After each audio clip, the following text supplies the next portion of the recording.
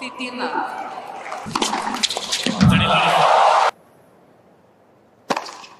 Scam on Federal Reserve.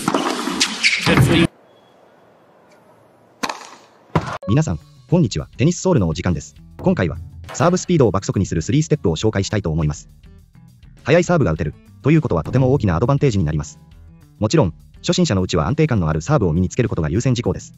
しかし、中級レベル、上級レベルになるにつれてサーブスピードの重要性は高まります。サービスゲームを優位に進められない。サービスエースが取れない。という悩みを抱えている方は必見です。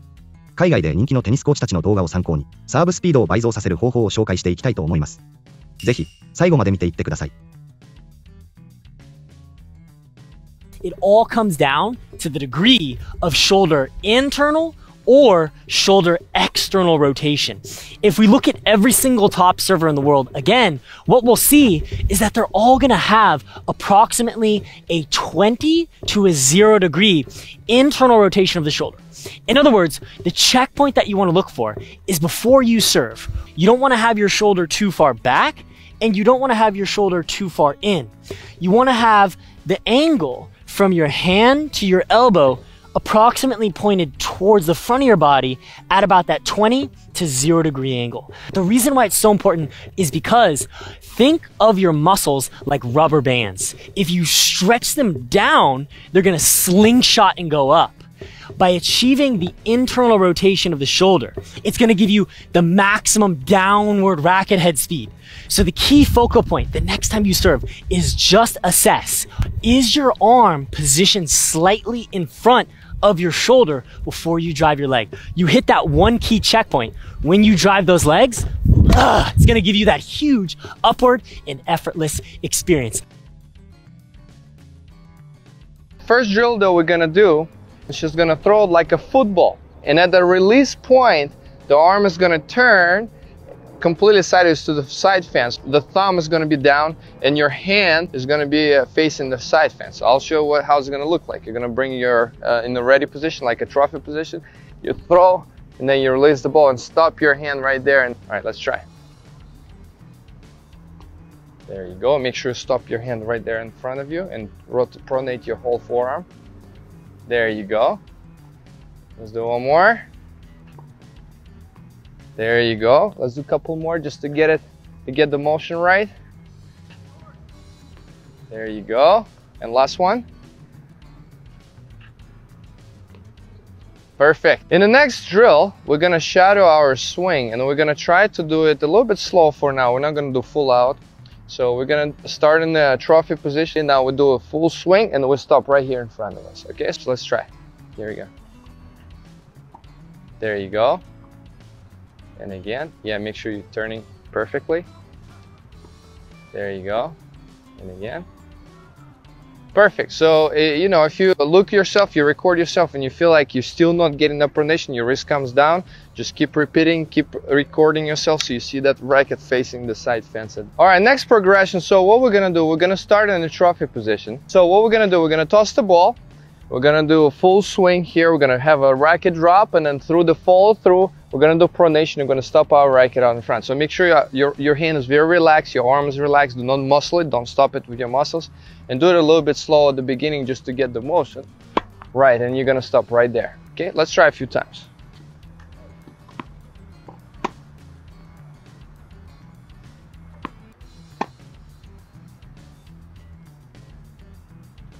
That's good. Try again. Just relax as much as you can and pronate a little more. There you go. That's good. So we're going to go to the next progression where we're going to do the full swing with the pronation as well. So let's try now. Do full swing.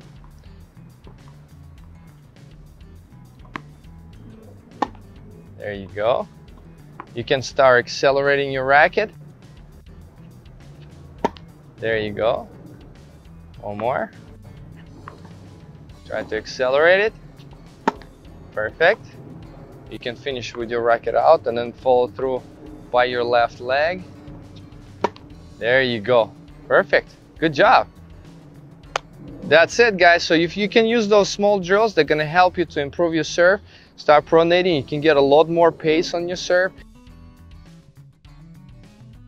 The last tip I want to show you is harnessing the tossing arm as a reactive brake. It's a little bit of a pet peeve of mine.